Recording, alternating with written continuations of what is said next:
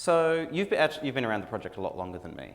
How would you describe OpenStack governance and how it differs from, say, everyone compares with the kernel, so maybe we should get that done first. What do we do, and how is it different, and how is that good? All right, so we try to be very egalitarian. We do the opposite of the benevolent dictator thing. We do not want a benevolent dictator at all. And we do everything we can to try to prevent one from happening, Monty Taylor notwithstanding. Right. Yeah. Apparently he's Willy Wonka, is what I'm hearing from the audience. So at any rate, a lot of the CI system that Michael mentioned earlier, a lot of our governance structures and things like that, they're all designed around the idea of egalitarianism. We want anybody to be able to join the project and pitch in and start writing code, start doing reviews, and have their work all go through the same process no matter who they are. And so I think that's, and actually there have been some articles in the press like, oh, well, OpenStack would be great if it had a benevolent dictator. And we tend to think that these, people who write articles like that aren't really paying attention. They're not understanding what we're trying to do in the community. So I think that's the biggest difference between us and the Linux kernel. There's certainly a lot of voting, right? So every patch is voted on. There's two governance bodies, the technical committee and the board, and they're both elected, and so on. What's the difference between the technical committee and the board? How would you explain that? Lightly. Yeah, the line can be blurry sometimes.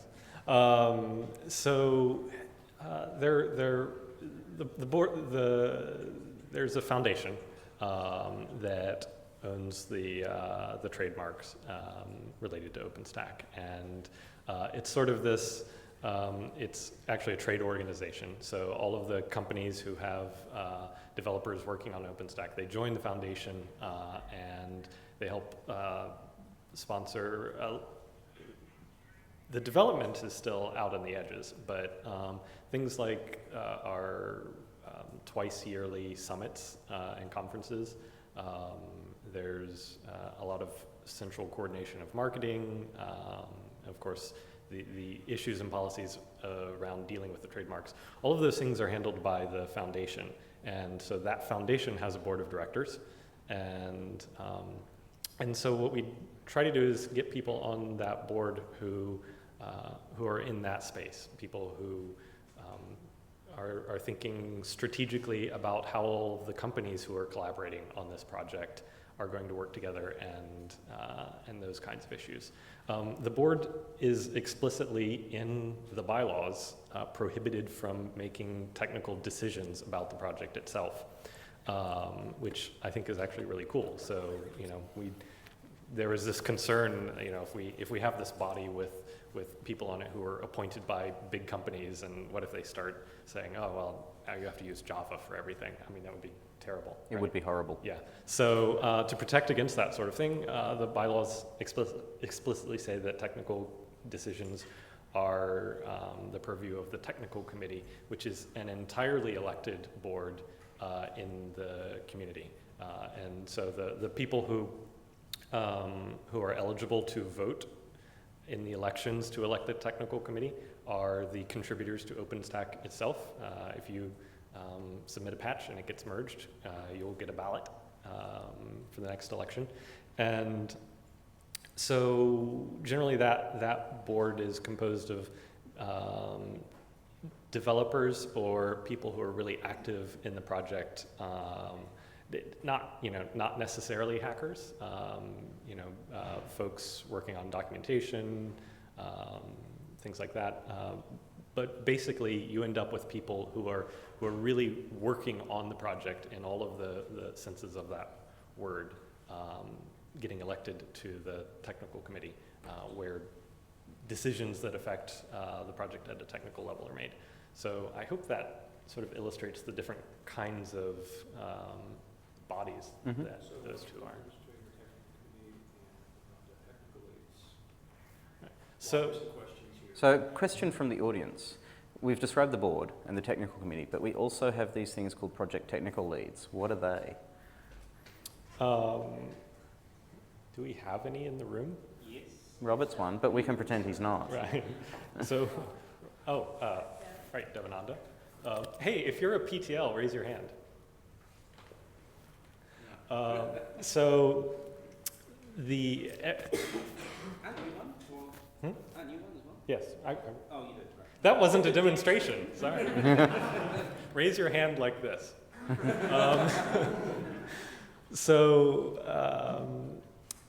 OpenStack is composed of a lot of individual projects, and each of those projects has its own community of developers, and we try to keep everything consistent between them so that people can move around fairly easily, and we don't end up with this sort of balkanized set of projects. But still, you're going to have a group of people who are interested in working on compute versus networking and things like that. So you end up with a group of a set of developers who are really focused on projects. That set of developers is, again, eligible to vote. You mentioned there was a lot of voting, right? Mm-hmm. Yeah. So they're eligible to vote in an election every 6 months to elect a leader from among themselves for that project. So that's called it's probably called the program technical lead at this point. That's probably true. Yeah. It's sort of interchangeable. Anyway, the technical lead for each of the programs they're the closest thing to a benevolent dictator, but really only within their project. And it's not the sort of thing. Sorry. A lot of responsibility, not a lot of power. There you go. A lot of responsibility, not a lot of power. Yeah, it's a leadership role, and it's a tie-breaking role if needed. But the expectation is not that this person is the project and they get to decide everything. No, the real power in terms of deciding what code gets merged comes from the core review team, which is, again, a group of people that is built up from the developers who are focused on each project. This time it's not really an election, it's not a formal election, and the core review team for each project is, it's... Everybody here who's core raised their hands. So that was everybody who's core. So each project has a set of people who can approve code to merge, and they're called cores. Florian, I've seen you, but I'll get to you in a second, okay? So we have these people who do business stuff, right? Mm-hmm. And we have this technical committee who do technical stuff. And then there's these PTLs who have no power, but just beg you to work on stuff. Do you think there's any value in having technical people on the board? If they're just doing business stuff, should the techies just ignore them? Right. So we do have a couple of technical people on the board, and so it's hard to think about this in the abstract. I think about it very specifically, and I think some of the most active and really passionate people on the board come from a technical background, and I think it's really useful. I mean I would not agree with the assertion that technical people can't think strategically about the project, which I think if you're saying technical people don't belong on a board of directors is what you're saying. So yeah, I think there's the theoretical possibility that you'd get somebody with tunnel vision, somebody who can see the forest for the trees on the board, but I think the people that we have on the board are really good at thinking strategically about the project as a whole, thinking about, what are the use cases, what are the business cases for this project, and how should the community as a whole be dealing with those things. Mm-hmm. So I'm just going to interrupt and stop the questioning for a second and say, this to me is an important distinction. I've kind of got a bugbear at the moment. So I meet a lot of people who say, well, Ceph is part of OpenStack, for example. And this is not true. So the OpenStack community has spent a lot of time coming up with an open, merit-based governance process. Most decisions are made by consensus or at least are debated, etc. And there are projects on the edge that don't conform with our expectations. So you can totally use Ceph with OpenStack, no one's going to stop you, it works fine, it's great. But it is an important distinction that it is not governed in this way. So ultimately, things might happen that aren't in OpenStack's best interest, and we have no control over that because they're separate. Bruno, are you going to disagree with me? No, I just want to ask a question on this topic. Why does Swift differ from all the other projects in OpenStack, where you have a dispatcher and a set of plugins you can use to fulfill the calls as a backend? And Swift is the only project that enforces a backend instead of allowing projects to a series of backends. Okay. Because this is a common architecture you see in all the other projects, and Swift looks like the black sheep. Yeah. So it's a long question, so I'm going to answer the question and explain the question as I go along, if that's okay. So I said before in the introduction that originally there was a government body and a commercial entity and they had separate projects and they decided to work together at a Mexican restaurant. So NASA had a compute project called Nova, which is what I work on. And Rackspace had an object storage system called Swift, which is what Bruno's asking about, effectively. And those two projects decided to work together, and it's grown over time to include a bunch of other projects. And one of the fundamental reasons that Swift is a bit different from Nova is because they were separate projects when they started. Nova has kind of been used as the poster child for all the other projects. So Nova has a pluggable backend. We kind of don't specify what hypervisor you should use, for example. Sorry, did I say Nova's the compute project? Hopefully I did. So, you can use Hyper-V if you want, or Zen, or, KVM, or whatever. And, we don't have a driver for every possible hypervisor, but we have a lot of drivers. And Swift doesn't have this plugin layer, mostly because it wasn't a priority when Swift was first written. I have talked to people who say they are moving in that direction, but I don't work on Swift, so I don't want to commit them to something.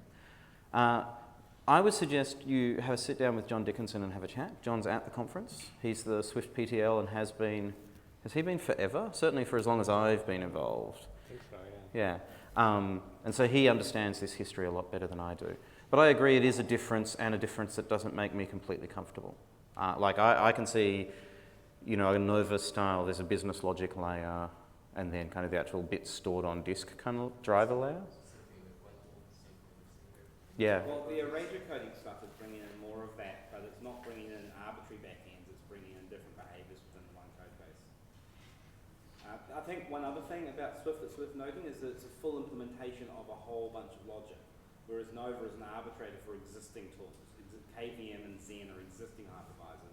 Bare metal that we put in Nova we're taking out because Nova's not meant to be implementing lots of complex logic. Yeah. So Nova is fundamentally a hypervisor management system, whereas Swift is a complete end-to-end solve this problem thing. Now, pardon?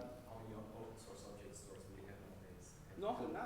How many open source object stores are there? I can think of 3 off the top of my head, and one of them you shouldn't use because it's in the Nova code base. Sheepdog, Ceph, Swift, Walrus. Okay, I feel like listing all the object stores is kind of boring though. And Florian has been the world's most patient man and had a question, so fire at will. No, just a suggestion about the whole benevolent dictator part. Uh-huh. I think one thing that's sort of important about our PTLs is the fact that they are actually a dictator as in the sense of the Roman Republic, which means your term ends after 6 months, and then you stand for re-election. So while it's a benevolent dictator position, it's not a benevolent dictator for life. And if you actually screw something up, you are going to be removed, and everyone knows that. I think is sort of an important distinction versus what other projects are doing, which may be fine, but OpenStack does it a different way, and for me, it's always been something very important for the PTO. Yeah, so for the video, Florian is saying that an important difference is that our PTLs are elected. It's not a position for life, which means that they have an incentive to act in the best interests of the community and build a consensus and so on. To be honest, I can't think of a single time a PTL has just driven something through without discussing it with people. Mostly because I don't think it would work, right?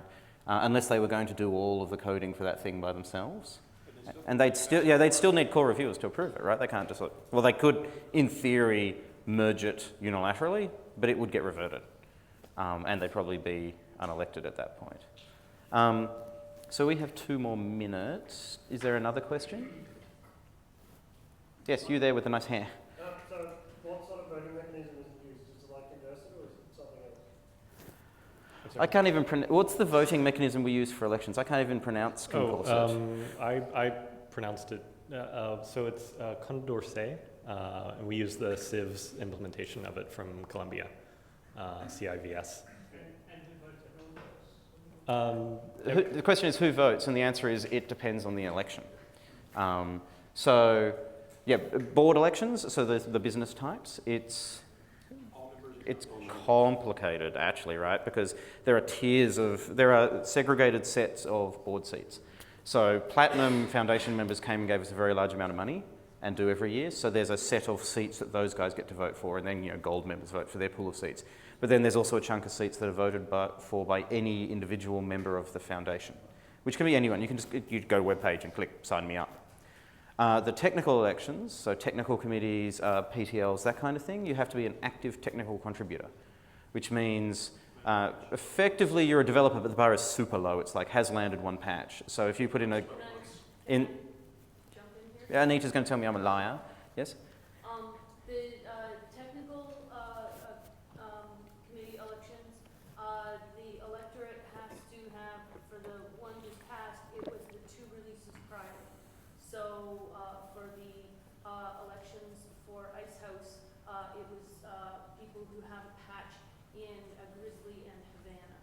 So for the PTL elections, they had to have it in that repo that was associated with that program, and some programs have multiple repos. And for the technical committee, it was everybody who had a patch in any of the official OpenStack repos. Yeah. So basically you have to have a patch in a repo that's within, say, it's 12 months-ish. The bar is deliberately very low, but it does mean you've got skin in the game, right? So if you want to go and do a single one-line grammar fix to a doc, you're an ATC and you can vote. It's also worth mentioning that the system's optimized for developers because that's the bulk of who we're dealing there is with, an but exceptions process. Yeah, and we do currently we've granted ATC status to 2 people who are not developers. At least one is a user experience person. I think they were both. Both user experience It was person. the Horizon PTL who advocated for that, and the technical committee had to vote on that. It was a unanimous agreement. And they have active contributor status for 2 releases, and then they can vote on their particular project, which was Horizon, as well as the technical committee elections. We'd love to automatically identify user experience folks, usability testers, folks like that, but we haven't figured out a way to do that yet, so this is the best we've come up with. And so the other thing we should say here is the reason we're kind of back and forth a little bit, apart from being disorganized, is because we keep changing the plan, because we keep optimizing it. So the exceptions thing I think was always allowed by the bylaws, but the first example was in the last couple of releases. And if we discovered, I feel like as a community, if we discovered we'd made a mistake, we would just fix the mistake. We're not particularly emotionally bound to the exact words in the bylaws at the moment, although specifically changing the bylaws is a lot more work than just having the TC randomly say yes. But yeah. One other thing I'll just say. The other thing is that any of these roles, we define the roles, and the roles are not specific to people. So I've run a couple of elections, but I played the role, and anybody who is willing to play the role can run an election. You just have to step up and do it. So all of what we're talking about, everybody has different roles, but we're defining the roles as we go along, but anybody can play it as long as you get in there and Yeah. And we were talking about project technical leads, and then we sneakily changed it to program technical leads. That's because we made up programs in the last 6 months because we thought we needed them. So people still have this mental mapping to a different meaning of the word of the letter P. And people can also wear more than one hat, right? So I'm a core reviewer on 2 projects. Apparently I was a core reviewer on 3 projects, but I didn't realize I was a core reviewer on the 3rd, which I thought was pretty funny. Stealth. Yeah, no, I didn't even realize I was an ironic core, which I thought was ironic. I said on the TC, I'm an OpenStack ambassador, etc. There's nothing stopping me running from the board apart from the fact that I don't have the time, right? So it's not like we say, oh, you're PTL and therefore you're excluded from, I don't know, being on the board, for example. We totally let that happen. So, yeah. Board. It is a big board, and I think it's a lot of work to do right. Anyway, we have run over